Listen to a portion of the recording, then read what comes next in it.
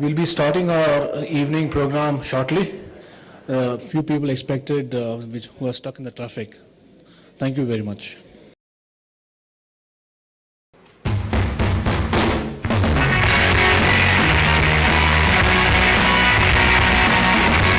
Second of November 2004, when IESA was born. It was the culmination of an industry-wide movement where more than 30 leaders from semiconductor industries across the spectrum participated in brainstorm over breakfast, the famously called pod meetings. Semiconductor technology is one of the fastest growing technology in the history of mankind. The vision was to establish India as a preferred global hub for excellence in creation of semiconductor products through technology leadership. When we started IESA, we faced the typical three problems of any startup. First, how do we sell the concept to stakeholders? How do we arrange our funding? And thirdly, how do we attract a young, committed and enthusiastic team that would help to build up the organization? Semiconductor technology has grown more than 10,000-fold and fueled electronics products world over, which have changed in life forever. 9 years later, IESA has grown into adulthood, having accomplished some of the mission objectives it had set for itself. As India's appetite for electronics grows, the challenge in front of all of us is whether we will make them locally or we will import them from overseas. The demographic dividend ensures that the demand for electronics in India is not going to diminish in the foreseeable future. In the last 3 to 4 years, India has awakened to the potential of electronics, and Government of India, working with industry bodies like IESA, have come up with a very bold and progressive national electronic policy addressing the needs of ESDM ecosystem in India. Today, IESA has played a key role in 2 national level policies, at least 3 state level policies. It has over 170 corporate members, and its research reports and data are accepted by the highest authority in the land.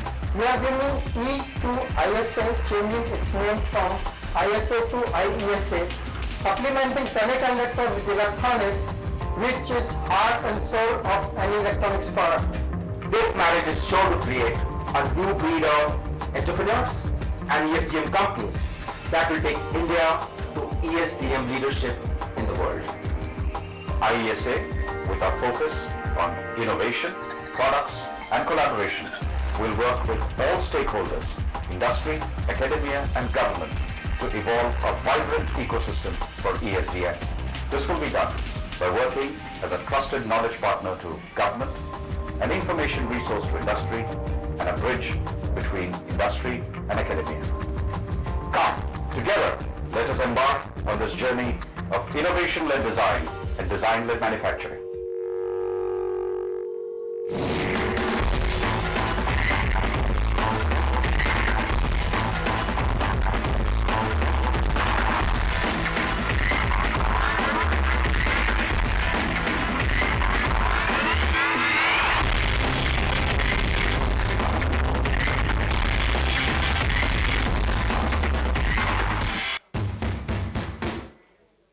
Good evening, ladies and gentlemen. Welcome to the 2013 annual meet of IESA. This is the first annual member meet we are doing under the aegis of IESA, where we've added the E. Not that we were lacking in energy and enthusiasm before, but I think the E has added an afterburner to what we are trying to do in our mission to grow the ESDM industry in India.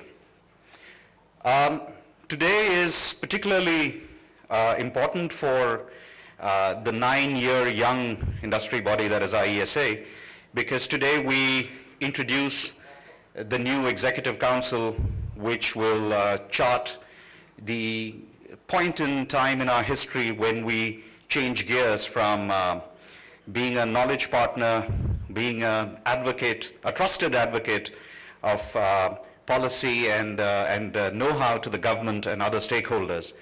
And today we change gears, and as our new chairman, Mr. Keskar, will outline in his presentation, we switch into a more active and involved role in terms of driving the industry. There is another E which many of you are probably new to IESA, and we welcome all our new members, but the second E that I'd like to talk about is not electronics but elections. Elections to the Executive Council. The IESA Executive Council is elected from amongst all of you, and our election process is that primary members of the categories who are eligible to vote, which is I think all our categories except associate members and the startup category, they vote amongst from a ballot paper which comprises of people who have chosen to stand for election. So there is the opt-out system. I'm just going to detail this. For those of you who know the process, this is probably time to get a cup of coffee. For those of you who don't, let me just walk you through the process.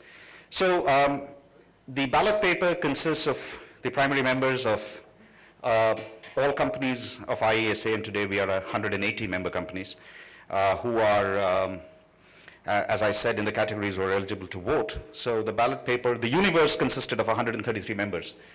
And from that, you have an option to opt out of the election process, which some of our primary members do for various reasons, primarily professional commitments in their companies. So we had a ballot paper of, if I recall correctly, 119. Typically, our election commissioner, Vivek Nath for Mercury Urwal, should have been doing this, but I think he lost a battle with the flu and is down with a bad throat and viral fever. So the election process is run by an independent body called Mercury Urwal, and the votes that you send in go blind to our election commissioner, who then does the tallying, and what we get back is a list of 3 names. There were 3 seats open this time, and what we got back was a list of 3 names. You must have seen the email that came out from Mr. Keskar and myself. The 3 new members of the Executive Council this year are Mr. Rajendra Kumar Khare, Mr. B.V. Naidu, and Mr. Vinay Shenoy. Typically, half the EC retires every year. Last year, we had additional exits because people were relocating back to I believe the United States and Europe, and those seats opened up for election, as a result of which 3 seats opened up this year. So that was the process that we followed. We will unveil the full EC to you when Mr. Keskar is going through his presentation. But what I would like to do at this stage is invite our outgoing chairman, Dr. Satya Gupta, to walk us through what he had accomplished last year. A small programming note, but before that, may I just request that all of us who carry these wonderful devices, which account for, I think, 30% of the sales of the semiconductor components in this country, if you can absolutely bear to be cut off from the rest of the world, I would strongly suggest that you switch it off. If you absolutely cannot bear to be cut off from the rest of the world, you might consider putting it in silent mode. Otherwise, there might be several large people who will walk around and see if your cell phones will stand a test when they put weight on it. I'm just joking. So in terms of a program, we're very fortunate that we have the Principal Secretary IT, Government of Karnataka, and the Managing Director of KBID. So the Karnataka ESDM policy was unveiled earlier this month, and this is the second such policy in the country, and I believe one of the most comprehensive policies that has been unveiled in India. And we're very fortunate that they will share the policy with us in greater detail. And then, of course, we have Sanjeev, who will walk us through the charter for 2013-14. And then we have the very pleasant duty of And then we have the very pleasant duty of acknowledging the work done by our volunteer members in the various special interest groups that were run last year and where we've achieved significant progress. So without further ado, may I invite our immediate past chairman, Dr. Satya Gupta, to walk us through all that we've managed to accomplish last year. The biggest was, of course, the change of name, something that we've been working on for several years now, and a whole list of other things that we managed to do. So, ladies and gentlemen, Dr. Satya Gupta.